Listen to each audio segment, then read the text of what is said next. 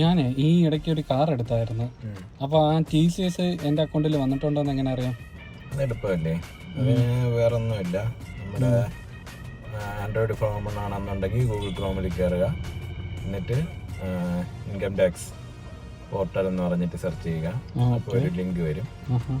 Income ടാക്സിൻ്റെ നമ്മുടെ login കൊടുക്കാനുള്ളൊരു പേജാണ്. അതിനകത്ത് പോയി ലോഗിൻ സെലക്ട് ചെയ്യുക. ലോഗിൻ കൊടുത്തിട്ട് അതിനകത്ത് നമ്മുടെ പാൻ കാർഡും പാസ്വേഡ് കാണും. പാൻ നമ്പരും പാസ്വേഡും കൂടെ കൊടുത്ത് ലോഗിൻ ചെയ്യുക.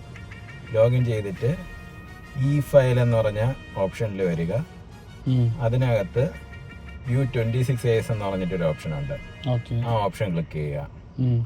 അപ്പോഴത്തേക്കും നമ്മൾ വേറൊരു പേജിലേക്ക് പോകും.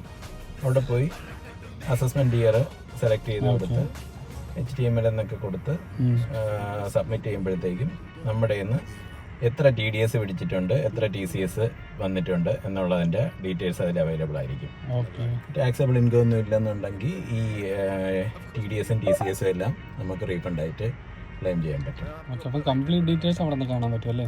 TDS TCS പിടിച്ചിട്ടുള്ള കംപ്ലീറ്റ് ഡീറ്റെയിൽസ് അവിടെ നിന്ന് കിട്ടും. പിന്നെ ഇൻകം അല്ലെങ്കിൽ വേറെ പാൻ ലിങ്ക്ഡ് ട്രാൻസാക്ഷൻസ് വേണമെന്നുണ്ടെങ്കിൽ AS എന്ന് പറഞ്ഞിട്ട് വേറൊരു ഡോക്യുമെൻ്റ് ഉണ്ട്, അതിലേക്ക് പോവാം.